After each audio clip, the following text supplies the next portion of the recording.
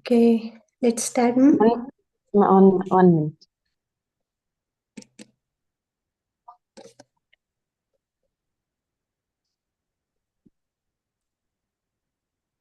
Yeah, you can.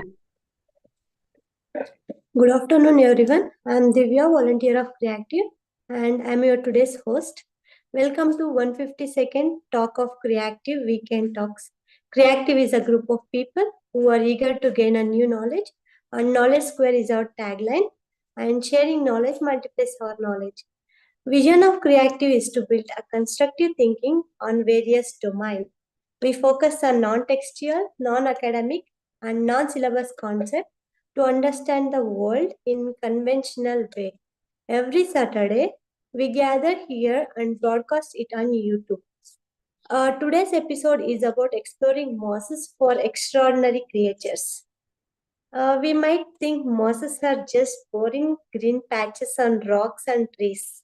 These tiny plants have a whole world of their own, full of amazing creatures. You probably never heard about it. To discuss more about this, we have Dr. R. Sanil sir. To introduce about him, we have Afrin Taj. Afrin. Yeah. Good afternoon, everyone. This is Afrin Taj. I'm here to introduce today's speaker, Dr. Ravindranatha Pillai Sandal. He is currently working as an associate professor, Mol- Molecular Biodiversity Lab, Government of Arts College, the Nilgiris, Tamil Nadu, Udayamandalam. Just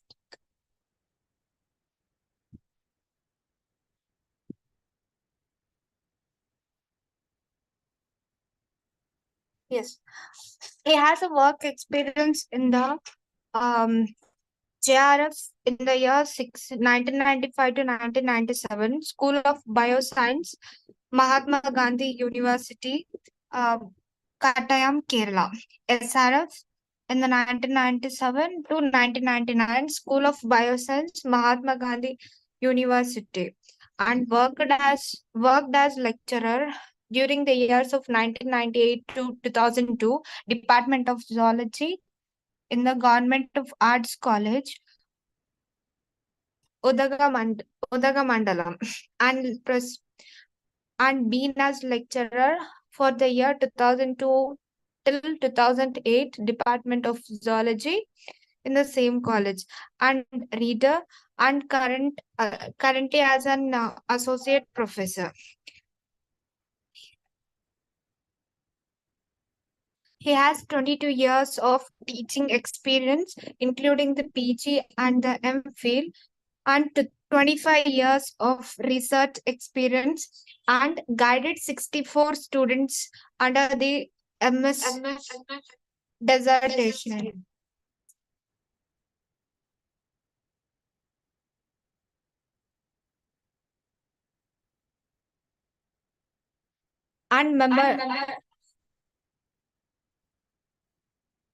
And he is a member of the professional organization in the Indian Science Congress Association, Kolayam, and Society of Wildlife Forensics, USA.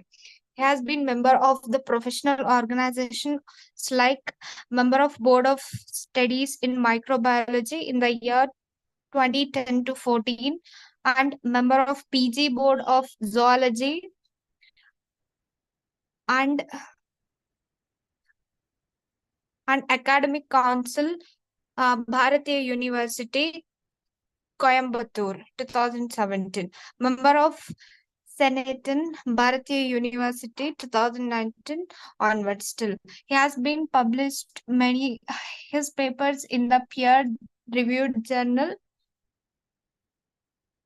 and he published the books Tribal Development and Social Change in the Nilgiri district since independence, and the endemic and endangered species of the Nilgiris.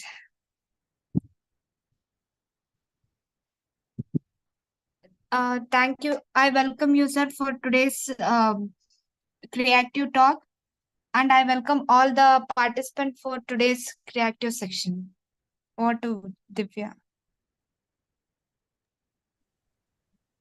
Thank you, Afrin.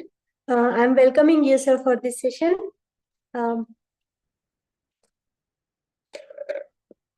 Yes, sir.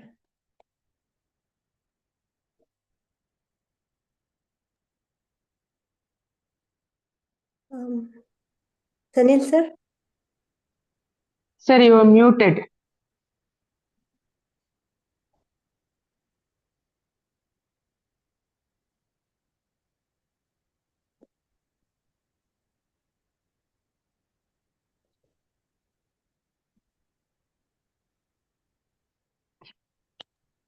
Okay.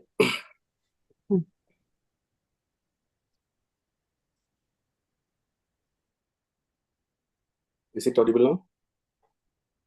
Yes, sir. Yes, yes. And the screen is also visible. Am I right? Yes, sir. Okay. Thank you for your good words, Ms. Divya and Ms. Afrin, and also the organizer for giving me an opportunity to participate in popularization of science. When I go through your website, I found that most of the talks are related to space science or popular lectures. Okay, so I'm not going to talk much in depth about in depth about, or I'm not going to deep into its scientific aspect, but I'm trying to give a vague idea of some creatures that are surrounding us always, or commonly we know about mosses. Mosses are common everywhere, in rocks, in front of our house, in our flower pot, everywhere mosses are present. And by this talk, I am going to give an idea of about how life is happening inside a forest. Sorry, moss. What I wish to say is moss is also like a forest. See, for us, forest, if we go to forest, we have huge trees and rocks and big animals we can see. Similarly, in a moss habitat, it's a micro world where also for these microorganisms, I'm going to speak about some microorganisms, and for these microorganisms, the moss itself is a forest, and the life inside the forest is so attractive, and the creatures living inside this moss forest, let me use the term moss forest, have their own adaptability, and they are wonderful creatures. Let me say about me. I'm Sanil, who is working, as Afrin correctly said, I'm working as an associate professor at the Government Arts College, Ooty.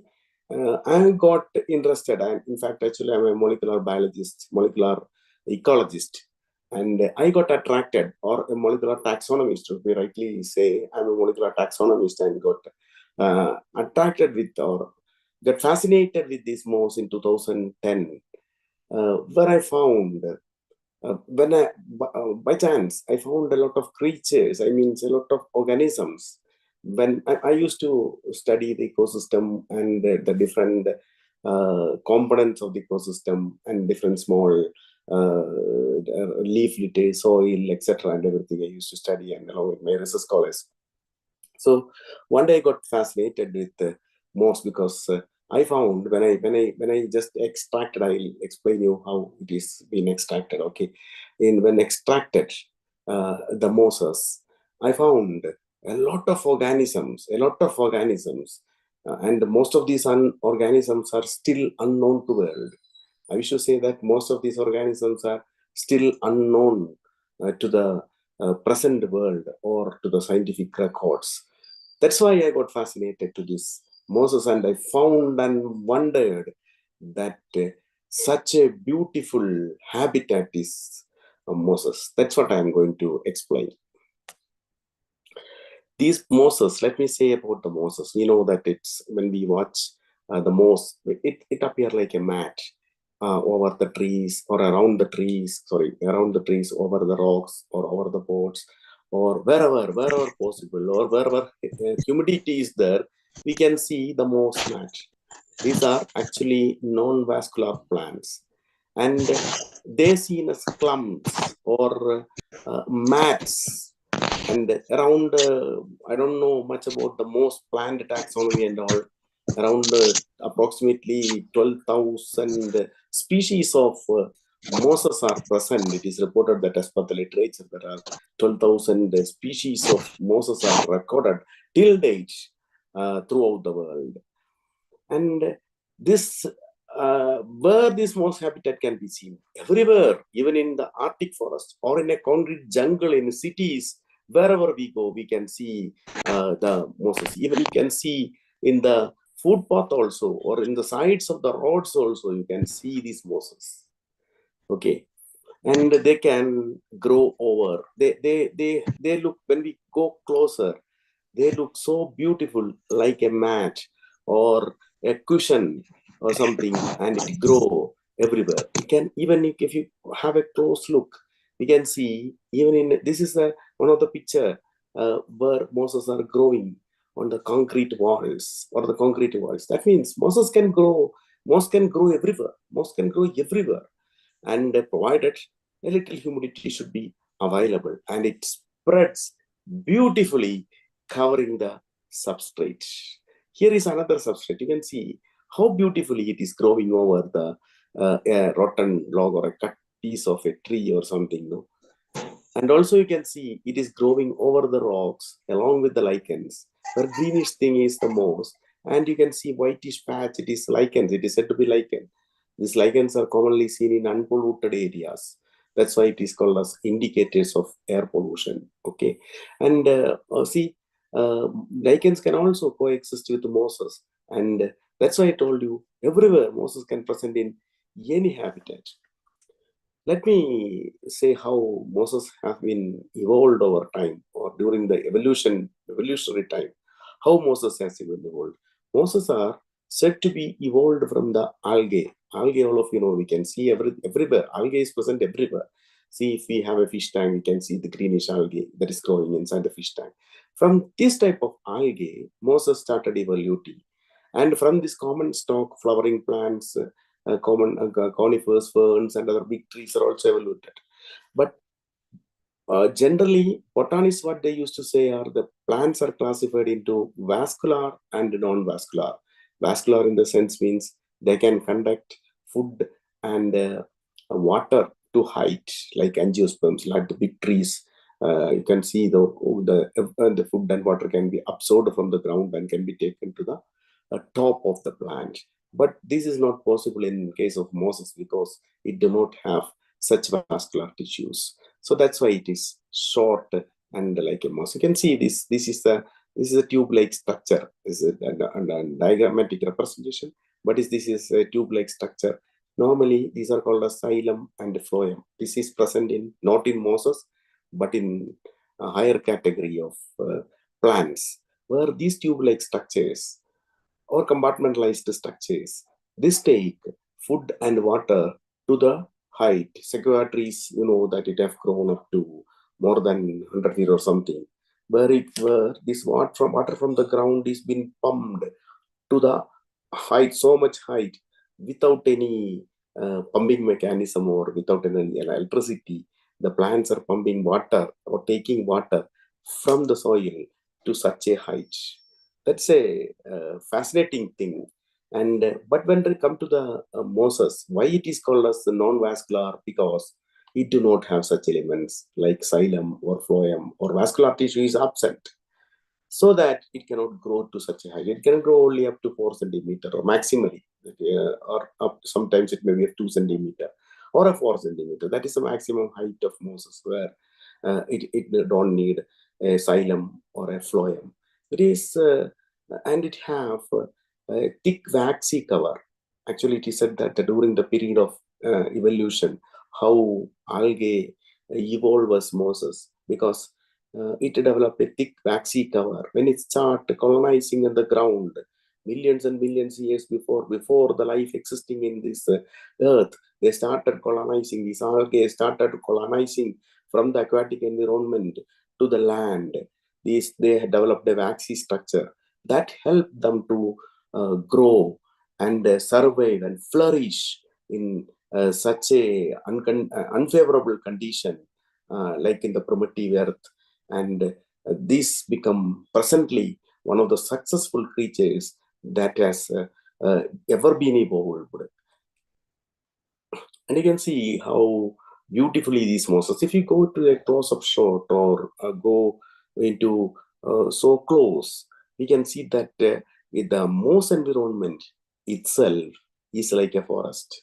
If imagine this is imagine if it's a creature of very small size, this moss environment itself is a big forest. You can say it as a deciduous forest or a evergreen forest, correctly called. We can correctly be explain it as an evergreen forest, because always humid nature will be there inside that environment, inside that forest environment. I am speaking about the mat or cushion that is we are seeing on the rock or the trees, where if we go deep and zoom it, we can go in deep and we can see that this is like a forest, and which having always a humid environment with water droplets and watery films everywhere inside the particular environment, so that this helps the organisms to thrive in this particular environment, so that the diversity will happen wherever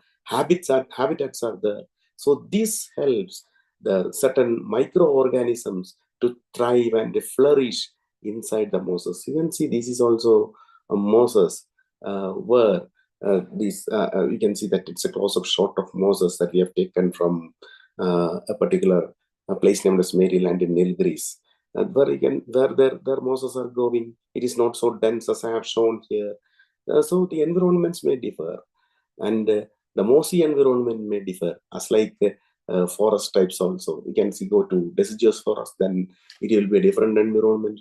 If you go to a rainforest, there will be lush green type of environment, and it is highly concentrated. Such type of environment also differ from the moss to moss. See here also, you can see some long structures which are growing from the bottom of greenish, from the top of the greenish plants. See, in the top you can see a slender-like structure, and in the bottom you can see the greenish structure. Greenish structure. From this greenish structure, this top part called a sporophyte is growing. To be clearly explained, I use this picture. This is the structure of a moss plant, where you can see the bottom there is a greenish structure, and from that a sporophyte will grow. The lower part is called as gametophyte, and the upper part is called as sporophyte. Actually, in terms of botanists, they used to say that these are two generations, gametophytic generation and sporophytic generation. They used to say that these are two different plants. These are two different plants. That is, one plant is growing, one generation, to be correctly say, one generation is growing over the other generation. First coming generation is the gametophyte, and these gametophyte reproduces and produce another generation called a sporophyte. So what you have shown here is two generations together, that is a gametophyte and a sporophyte. Now you can see that this is the topper part is a gametophyte, and the lower part, topper part is a sporophyte, and the lower part is a gametophyte. See, this is generally, this is how the life cycle of moss occur. The top part is called as the sporophyte, which when mature, that the capsule-like structure opens and spreads its spore, and the spore grows, and the spore, you can see here, the spore germinates, and it start spreading, and from the spreading through the substrate, and from that protonema or that structure, mature gametophytes are growing, And this will, in the future generation, it will create the mature sporophyte. So let me, there is reason for why I'm explaining this science, because there is some reason behind this, because I want to explain something. That's why I'm going in detail about this structure. See, this is the general life cycle of moss. Here it is been condensed and maybe a little complicated, where you can see start from the germinating spore, it germinates, a sporophyte will be formed. That sporophyte produces sperm and egg. I mean sperm and egg. So that it is sexually reproducing plant. Sexually reproducing plant. It produces its own egg and its own sperm. And it fertilizes and grows in the zygote, and the zygote then grows over the gametophyte as a sporophyte, which reproduces asexually, not by the sexual methods, and the spores are being spreaded through the environment. This is how this life cycle is occurring, and this is seasonal. You can see some during the rainy season, these mosses are developing, and by the end of rainy season or by December, when the winter starts, it started drying, and in the dry season where water is not available, the mosses will be completely dried. You can see that it is completely dried. When again rain occur, this again germinates. So it have an adaptability. What I wish to say is, it have an adaptability to tide over the dry conditions. I mean the winter and the summer, and again to germinate and come back to the life during the winter season or the rainy season, or during the favorable conditions when it reappear. Okay, this make these plants more attractive and fascinating. Okay, and you can see how water droplets are seen in the mossy environment. These water droplets will, let me say an example. When you put a little water, or you pour a little water over your mat, that will be absorbed and it will be maintained there for more time. Similar thing is happening here in the mossy mat also, where the water droplets will be there even in the mid-noon also, and that creates a humid environment or a watery environment. So it can be correctly called as limnoterrestrial environment, a watery environment in the terrestrial environment, in the land. That is limnoterrestrial environment will be created by the moss. This limnoterrestrial environment helps a lot of animals to thrive. Let me say it, a lot of animals, not microbes. They are animals. These animals to thrive in the mossy environment. And I wish to say that arthropods, a group of organisms called as arthropod, like our cockroach or our prawn or our crab, these organisms, most of these organisms are arthropods, and they are capable of surviving in this particular environment called as the mossy environment. See, these are some type of organisms like tardigrades, mites, and columbola. They can survive in this environment, and what they do, this is actually a symbiotic relationship between the moss and the microarthropod. What these type of organisms do, they help to spread the spores, because you can see the structure. I want why I want to show this picture is see the sculpturing of its exoskeleton, I mean the outer coverage, where these particular structure help the moss spore to be spreaded when they move over the moss, or they move over the sporophyte. The spores will be withered, or I mean the particular sporophyte will be withered, and the spores which is being produced from the sporophytes will be attached or sticked to the outer surface of this organism, and this organism move here and there, and the mosses will be spread throughout the habitat.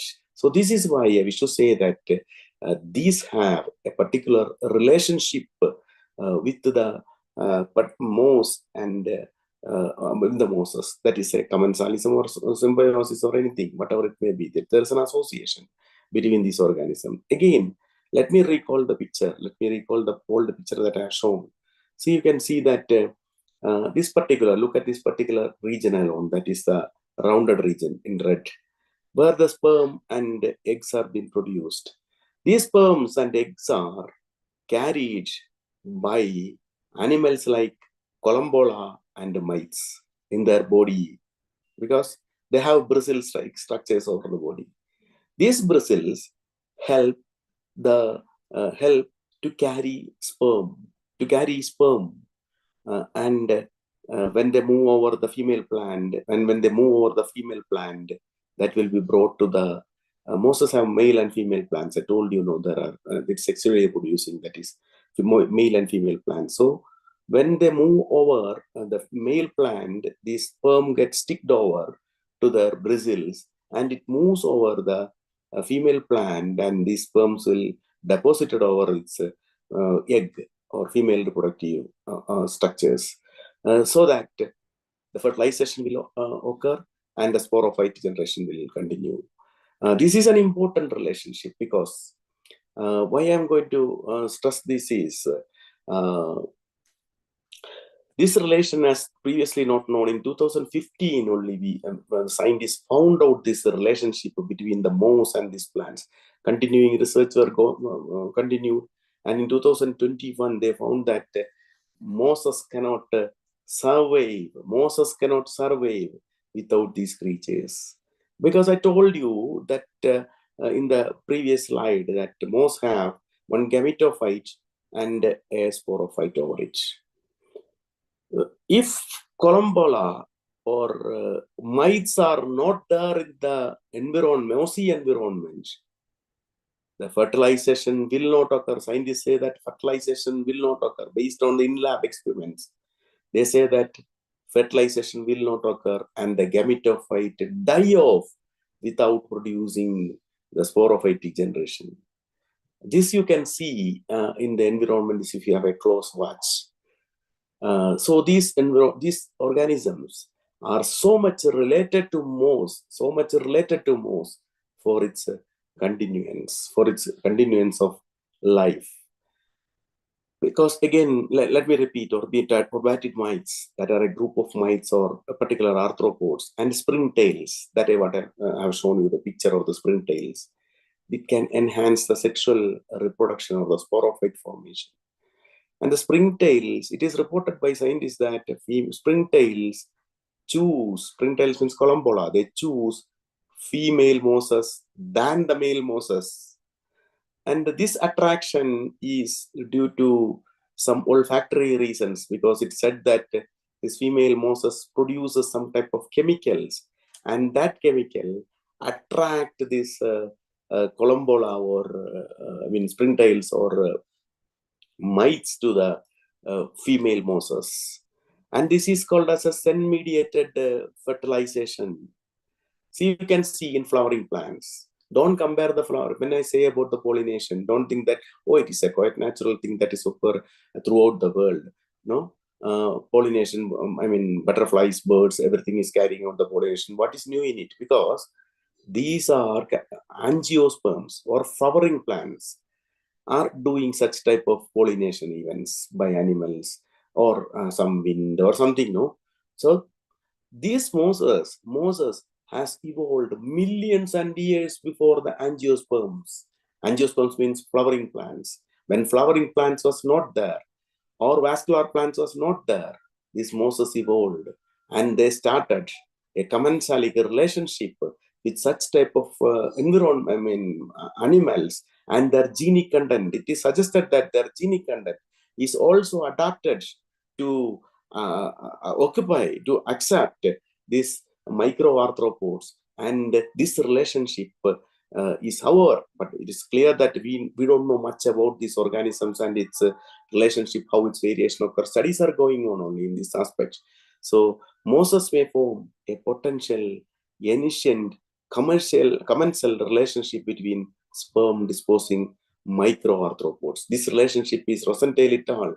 Described this relationship as a antique one. Antique one is precious for all of us now. So such a relationship is an antique one, and that relationship has been formed millions and millions years back before the evolution of the present flowering plants. So this is what happens if columbola or microarthropods or the depending animals are not there in a mossy environment. When gametophyte produces gametes, the fusion of fertilization did not occur, and the sporophytic generation will not occur, and the spores cannot be formed, and that will be the end of the mossy plant. And that generation cannot be continued to next step. Such a complete dependency has been developed between these organisms. So that is the attractive thing. I said you that during the rainy season the moss evolved, and by the end of the winter season, sporophytes will be produced and the spores will be dispersed, but it will not germinate in the winter or in the summer season. These spores will be germinate only during the rainy season. And the wonder is that these plants or these animals also occur or start appearing. These animals also start appearing when mosses start growing. During that time, what these animals do, we don't know what these animals do during the desiccation or during the drying season, or how it tide over such a stress is still being a wonder to science. So these are generally called as microarthropods. Such type of organism, all the organisms will occur where you can see many type of organisms. I'll show you these organisms one by one. But these organisms, almost all the organisms that I have shown here will occur in the see with our naked eyes. If we can take it a small microscope and our lens, and if we separate the moss, and we'll get these organisms. Let me say one by one. See, as in a forest, we know that there is, if we go to a forest, we are expecting a deer, that is herbivore. We are expecting a tiger, that is a predatory animal or a carnivore. In most environment also, there are herbivores, carnivores, and such type of food chain is also existing in a mossy environment. See, these are columbola. These are commonly called as columbola or springtails, because using its spring-like structure, it can jump. That's why it is called as springtails. And its springtails are not a single genus or a single type of organism. There are different types of springtails are seen in the mossy environment. And these are mainly fungal feeders or bacterial feeders. In the mossy environment, there will be remnants and other things. No? So bacteria will grow, fungus will grow, and these organisms make a check of this fungus and other organisms. Don't think that these organisms are only present in the mossy environment. These microarthropods are present in all ecosystem, especially in the soil ecosystem. Wherever decomposition occurs, these animals have been present. But specifically in mossy environment, certain species have adherences to the mossy plants. That's what I wish to say. Don't think that all these plants or animals occur only in the moss. Can be seen only in the lichens. It can be seen in the decomposing environment. Even in your bathroom, you can see these animals. See, this is another type of springtail. So such type of different springtails are present. You can see another different types of springtails that are present in the particular environment. Okay, and when other than these columbola or the springtails, we can also see certain types of mites. These are generally called as oribatid mites. These mites are also present in the mossy environment. These are generally predators or feeding on the columbola or other small organisms that are present in this particular mossy environment. So that's why I told you that as like in a forest, here also there are prey and predators. There are pseudoscorpions that I have not shown here. Okay, are also growing in this particular environment, and they feed on other columbola or some other microarthropods that are growing in the mossy environment. This is another type of mite. This is a red mite, or this is another. It is commonly called as apple mite. So such type of animals we can collect or we can see in this particular environment, and they have a close relationship to the moss plants. This is another type of mites, Ixotidae mites, that is present in the mossy environment. Okay, then let me show some of the pictures that we squeezed, some of the video that we have shooted some video after squeezing the mosses recently. Let me show this video to you. Where you can see this. These are ciliates. You can see small organism that is moving. This video has been taken after squeezing the mosses in a glass slide. After hydrating and squeezing the mosses that we collected from the field in the glass slide. See, similarly, you can have a look at another type of organism that is also present. These are called as nematodes. It's also present in the soil. These are also seen in the mossy environment. And this is another attractive creature called as rotifers. Rotifers eating on, it's also a herbivore. It is eating on the algae or the remnants of the mosses that is also seen in the particular environment. And see, this is a close-up video how it moves. This is commonly called as rotifer, a very important and stress. These organisms are commonly used as food for the fisheries. I mean, doing aquaculture, no? Such type of organisms are commonly used as the food material. And let me show how a columboline from a mossy environment look like. This is our glass slide where we have separated the columbola and placed it over the glass slide. See, it is only called a springtail. It do not have that spring-like structure. This particular species do not have the spring-like structure. That is why it cannot move. And this is the another very important organism that we identified from the mossy environment. See what happened now. Let me play video once again. This is called a tardigrade. This is called a tardigrade. When we use a tip of a pipette and try to squeeze the tardigrade, it will not die. What happened? It will go to a particular stage called as stun stage. That means it will not. It is commonly said that tardigrade do not have death. Tardigrade do not have death, and it survives the stress condition by going into a stage called as stun stage. And during our work, we have reported.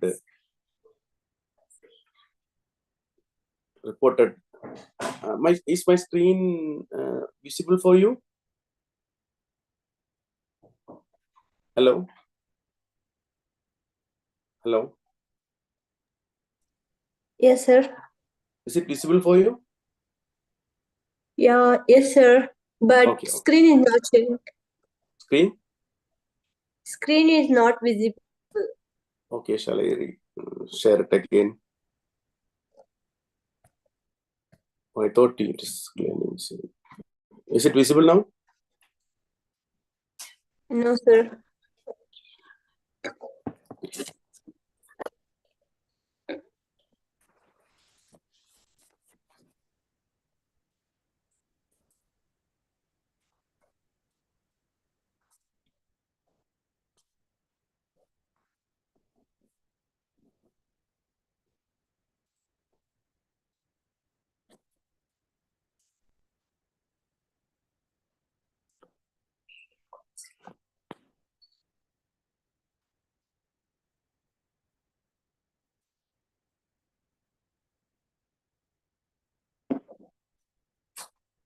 Is it visible now? Yes, sir. Yeah. Is it visible now? Yes, sir. Hello? Yes, sir. Okay. I cannot hear you. That something has happened. 1 minute, 1 second. I'll check.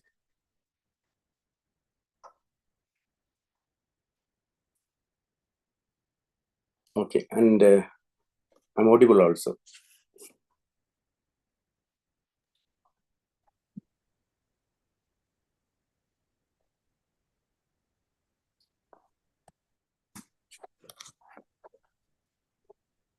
Okay, these are, I hope, can you see this thing now, this video now? Okay, let me repeat Yes, again. sir. This is an animal called as tardigrade, which is supposed to be an immortal animal. And if you have given stress, it will not die off. It will go into a stage called as turn stage. That what I have demonstrated now.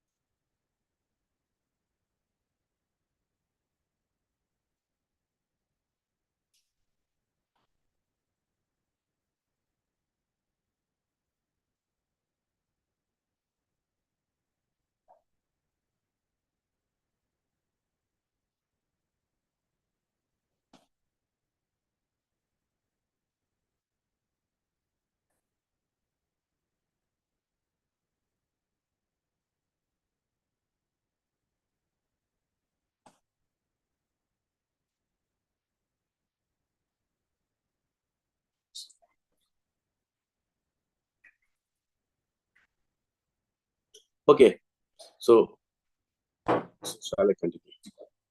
There was something happened with tab. That's it.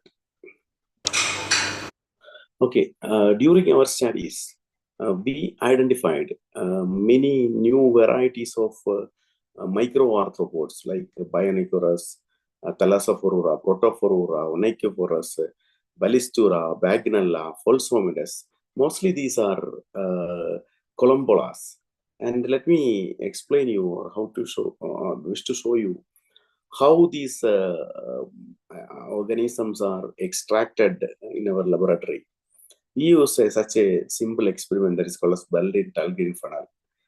And you can see that below the light, there is a funnel-like structure where we place the mosses. And at the bottom, and at the extreme bottom, you can see a collecting jar.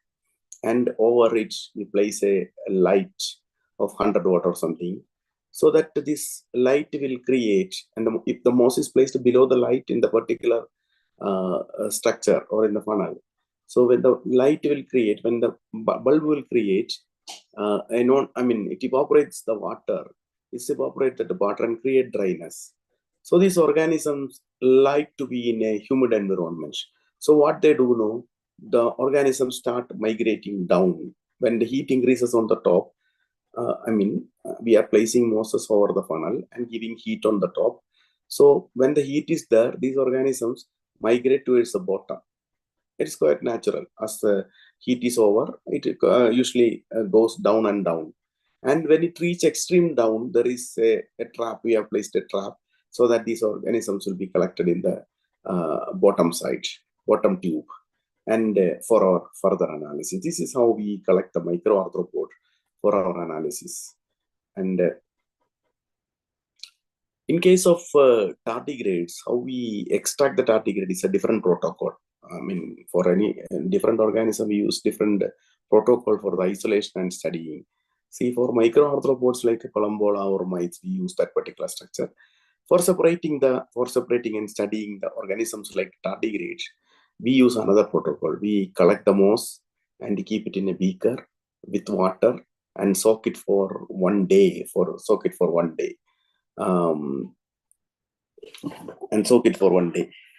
Next, what we do now,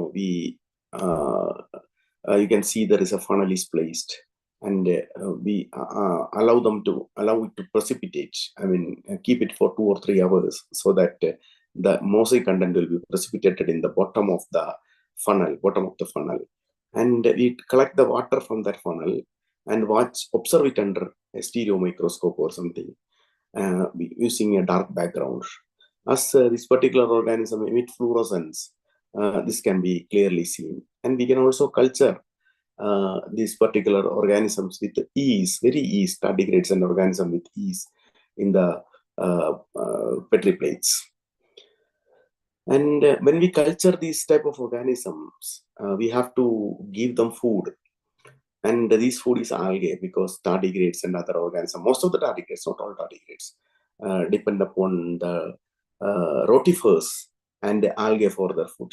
So we used to prepare algal medium and the rotifer culture, etc., for feeding these organisms to grow it in the culture medium. And it will, usually it will grow. And what we thought, no, there is no much studies in this particular area. Of course, it is happening in the foreign countries. The studies on such type of organisms are very rare in India. So what we thought, we study it in Nilgiris, our region, and we have collected samples from this particular locality, and we found around 22 different tardigrades, 22 different species of tardigrades, and most of them are till now known to science, or new species, can be new species, or till now unknown to science.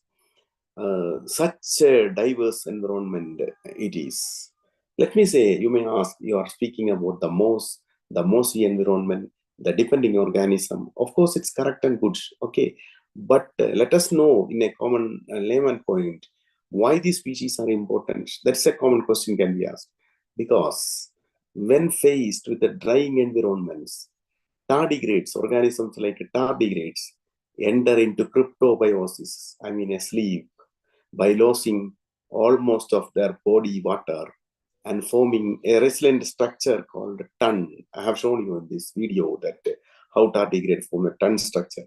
In this stage, it can survive without water for years. Without water for years. That means it is almost in a dead stage. It is almost in a dead stage. And that's why this creature is commonly referred as immortal creatures. And once favorable condition return, on the rehydration of water, these tardigrades can come back to the life. Of course, in case of tardigrades. But what about other animals? They also can. But they do not form a ton stage. They reproduces and their egg will remain. And this egg can be there for years and years. And whenever a favorable environment comes, it will come back. That's make these organisms more attractive. Let me explain more about the tardigrades, because tardigrades are recently gaining attraction because of its resistance, or immortality. These tardigrades are now been a favorite topic of research by many of the scientists. So let me concentrate more on tardigrades. Tardigrade, what they do now, see the middle picture. If it is a tardigrade, it can go to cryptobiosis or in a diapause. What is a diapause? Diapause means it is laying an egg, and this egg will sleep until favorable conditions will come. This is happening for most of the organisms that I have shown in my previous slides. In case of tardigrades, other than the diapause, of course, it have a technique called as diapause. It have another mechanism that make tardigrade different from other organisms which are seen in the mossy environment. They can go into a ton stage. If oxygen is not there, it will go to anhydrobiosis, anoxybiosis. It become target and sleep. And if high desiccation, high heat is occurring, or osmolarity is occurring, it undergoes anhydrobiosis or osmobiosis or chemobiosis, whatever it may be, or freezing. It can tide over the freezing, and it can even tide over the radiation. Okay, let me say in a nutshell that tardigrade can tide over any that may not can. Some arthropods, some organisms can, like rotifers can. But all the other organisms that I have shown here cannot have such a property, because this can even tide over the radiation. This can tide over the desiccation, freezing, anything it can tide over. So I've shown you this, how it occurs, and how this organism tide over the stress condition. It produces a sugar molecule called as trichalose. These trichalose protect the cell, protein, cell membrane, everything from dehydration. That is the theory. Another concept is, other than this, it produces protective proteins, and these protective proteins stabilize the cell structures. That's how it tide over the dry condition. So let me say, in the further studies, they have found that tardigrades are producing lesser trichalose, but in case of rotifers or in Columbola, they tide over the conditions or the harsh condition by producing the trichalose. But in case of trichalose, in case of tardigrades, tardigrade is not producing that much of trichalose. Instead, it has some other mechanism. And other than this, it have DNA repair mechanism during the freezing or ionizing radiations or some radiations happening. No, the DNA will get damaged, so that it have its own mechanism to repair the DNA. They repair the DNA, and this helps it from the radiation effects. See, the recent studies have shown how, I mean, at least to the minimum level, have shown how it is being protected. They said that tardigrades are producing lesser number of trichalose than the other rotifers or other nematodes or some other organism that I have shown. They have another different protective mechanism by producing certain important proteins like late embryogenesis protein, heat shock protein, etc. This late embryogenesis protein, or LEA, it acts as trichalose and it protects the cell and its membrane. And they can also act as hydration buffer and sequestrants, and they protect the cell from freezing, damage during the freezing. Similarly, there are shock proteins. These shock proteins help in the protein folding. It helps to fold the protein, because proteins are important molecules that is seen inside the cell, and this need to be folded. There are and these heat shock proteins help to fold the protein, and Kahasma was anything. So these such type of proteins are protecting tardigrade or protecting the proteins from the water deficient conditions. And other than this, there is another protein named as aquaporin. This aquaporin, even though it plays a minor role, help in the water protection, fine tuning of the water transport during the turn stage. That there are certain type of, I wish to say that there are certain type of protective mechanisms like this, like heat shock proteins, LEA proteins, aquaporins, and such type of mechanisms help to stabilize the structure and don't get damaged during the sleep or during the resting stage. However, the exact mechanism is still under research and it is not clear. So let me explain with the picture. See, on one side, that is in the left side, that's a green, a slight green picture. It has shown that bottom is a cell. If it is without a protectant protein, what happened to a cell is shown in the left side. You can see that where the proteins aggregate. See, you can see that if you take a little protein powder and boil it in the water, what happens? It coagulates, I mean, or it clumps together or precipitate together. You can see that when you boil the egg or any protein solution, if you have some protein health mix or something like that, no, if you boil it, what happens? It clots or it coagulates together. That causes damage to the cell, and the entire cell will die off. That is a mechanism. Here in the right side, you can see that this type of LEA proteins or some other proteins that I have told, no, heat shock proteins or something, that bind with the protein and prevent it from clotting or coagulating or clumping together, so that even that help to return from that stress stage to the normal stage without any damage. I think you understood. If you don't have such a mechanism, and if you face a stress condition, we will die off because of the clotting of the protein, and it is an irreversible change. When clotting of protein occur, cell lysis occur, and cell get damaged, organelle damage will occur, cell lysis occur, and leading to the death. But in this case, now when stress occur, these particular protective proteins that bind with the entire protein structure inside the cell and prevent it from clotting or coagulation. Side, you can see yellow, red, white balls are there. These white balls, imagine these white balls are certain type of proteins. These white balls are certain types of protective proteins. These proteins bind with the protein that is normal cellular protein that is present here and protecting here. What happens in the normal condition, if we keep a meat or something or a tissue in a freezer, what happens is shown in the left side, in the right side. That is, it got clumped or coagulated. But in case of tardigrades, when the stress occur, this event, that clumping event that is shown in the right side will not occur. Instead, what shown in the left side will happen, and the protein will be intact, cell will be intact, and the organism will be protected, may be protected.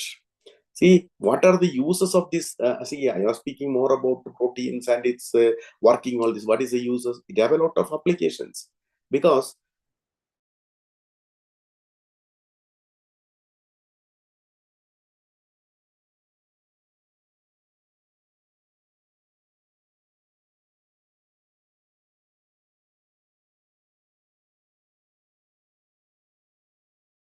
top portion, you can see the damaged suppressor protein.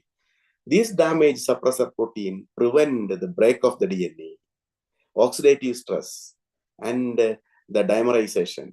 So these have biomedical applications, because during some clinical illness, such type of DNA breaks occur, pyrimidine dimerization occur, or oxidative stress occur. This, if we prevent, even we can, oxidative stress is the reason for the aging. If we can use this particular protein of the tardigrade in particular in this way, we can prevent the aging. I think around 1 month before, a scientist from the New Zealand have demonstrated this, that we can prevent the aging by preventing the oxidative stress. Similarly, we can prevent the DNA breaks that can occur during particular event or illness. And then another thing, the second type of protein, LIA, that can be a late embryogenesis protein, that can be used in the preservation of long storage of cells. If you want to store some cells for hundreds of years, we can store it using with the help of this LIA protein, if we can isolate that protein. And similarly, in the lower region, you can see that CAHAS, MAHAS, these are suppressor protein, which have multiple applications in the preservation, in agriculture, and many other industries, including medicine. So that's why we are more concentrating on these particular organisms. These organisms have such different types of proteins that will be useful for us, because such type of research are now going on, and in the coming 10 or 15 years, these proteins will be isolated and will be coming as medicine and for the use of mankind. And in as a final thing, I wish to say something about how tardigrades are being used in space research and space missions. That is another thing. Now it is an attractive field that is growing, is astrobiology, biology beyond the Earth. That is astrobiology. What is the use of this organism? Many scientists have proposed in 2010 and 2012 and 2013. From 2005 or 2000 itself, many tardigrade scientists have shown or suggested that these organisms can be used for space research, because our objective is to live in moon or to use carry a biological material or making moon a habitable environment, or some astronauts or cosmonauts are going into the space and some damages will occur to them due to the environment radiations and something that need to be prevented. A lot of things are there in the space biology that is called as astrobiology, and these organisms can be used as a model organism for the space science research, that is and the future space missions also, because if we go out of the Earth, we have a protective covering from the ionizing radiations by the atmosphere. If we go to the outer Earth, there are radiations are common, okay, and these organisms have the capability to resist against the radiation, and hence this can be used as a model organism for research. I mean, what is a model organism? Most of our drugs are being tested in rats or mice or monkeys. Then only it has been applied in human beings. Such type of organisms are called as model organism. So these organisms can be taken into the space or can conduct laboratory experiments to prevent how the radiation damage can be prevented. And another thing is they have a very small body size, and it is easy to culture. Everyone can culture it, and easy to obtain the offspring as a life. If it is normally reproducing, the lifespan is short. the life cycle is short. So these make travel. Another concept is that some people are saying that in 2010, I read a paper that they have said that tardigrades arrived Earth through a meteor. When one meteor carries this tardigrade from, tardigrade is an alien thing, and this tardigrade is been carried from somewhere, we don't know, from the space, and that means meteor when collided with the Earth, this tardigrade start surviving in the Earth, because tardigrade is, even though it has a relation to arthropoda, it is not been considered as a arthropoda. It is a separate phylum. Tardigrade phylum is there. So that's why they are suggesting that it is an alien, and it has traveled a large distance in the meteor before colliding into Earth and colonizing the Earth. We don't know. There are space studies like photon missions are there. Photon mission study, you may be knowing that. They conducted 3 studies. The tardigrade resistant TARS, the TARS project by them. What is the objective is to analyze the environmental stress, life history test, and DNA damage on a particular tardigrade called as macrobiotes. They have taken the microbiotes and they conducted studies like this in the particular mission. And in this project, active and anhydrobiotic tardigrades were exposed to radiation under microgravity condition. Microgravity condition is experienced in the space, and they got both the active tardigrade. After exposing to the radiation, they found both active tardigrade and non-active tardigrade. But that experiment was not a success. And the next project was involved in the mission is the TARDIS. The main goal of this project is to check. 1 minute. Sorry. The second project, and then the main of this project is to check in that's a wrong slide actually. In fact, in the second and in the third project, that is called as a Photon Mission 3, they have taken rotifers, tardigrades, and treated it with during the radiation and examined. These are in-lab experiments actually. Effect on the long-term survival and birth rate and how much they can survive and reproduce. All these things were being studied in the limnoterrestrial tardigrade. Limnoterrestrial tardigrade means tardigrade that are seen in the mosses in the extreme conditions.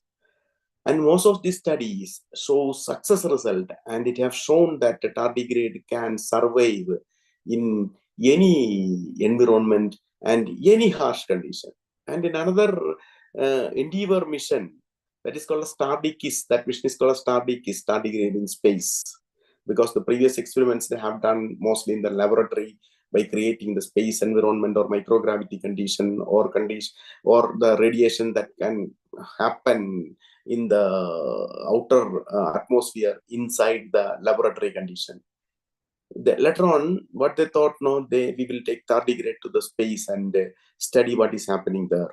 That project is called Tardigrades. The main aim of the project was to broaden our knowledge of life history traits and mechanism of the repair structure damaging exposure during the space flight. And it shows that the tardigrade have capability to reduce the oxidative stress. They can create, the proteins can create or can manage the oxidative stress. So these three missions, along with this tardigrade missions, have shown that tardigrades are completely or are correct organisms to be taken to the space. And in the final project, including the tardigrades, that is called as the Phobos Life Project.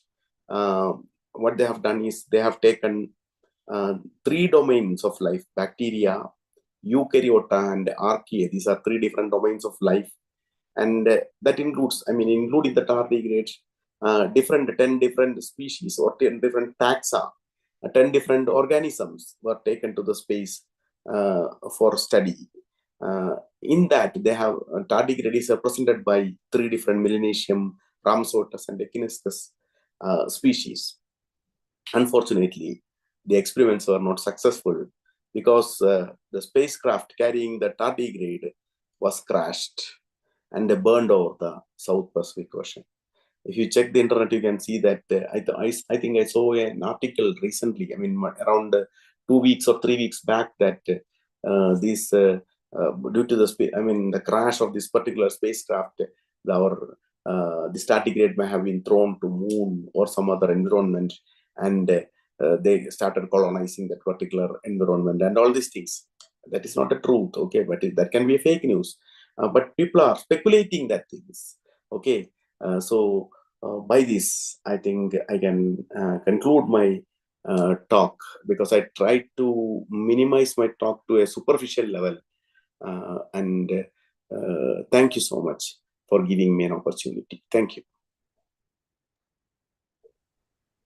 Thank you, sir. If anybody have questions, please ask.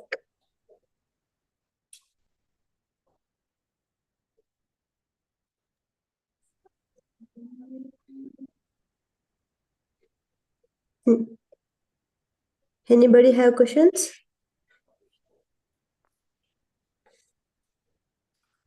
Sir, I have one question. Okay. Some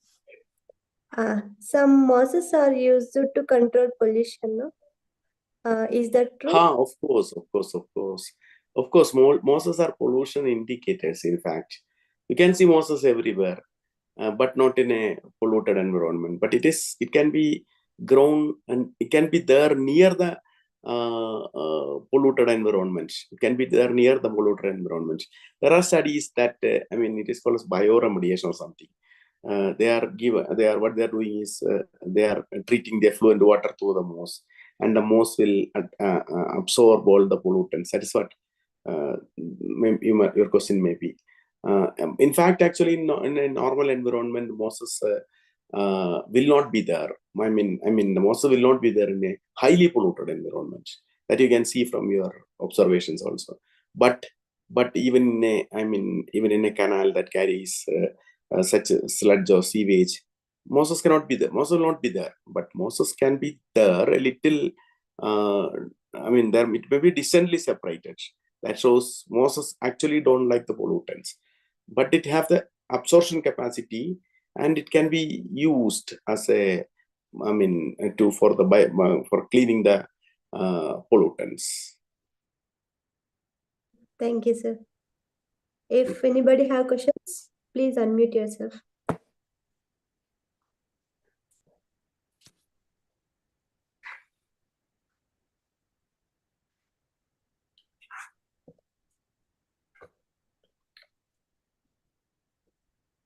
Yeah, I think there is no question, sir.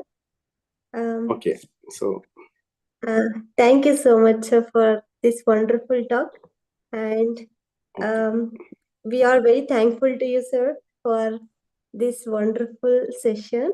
And we thankful to all the participants for your time and for your active participation. I'm ending the session, sir. Thank you. Thank you, sir. Thank you.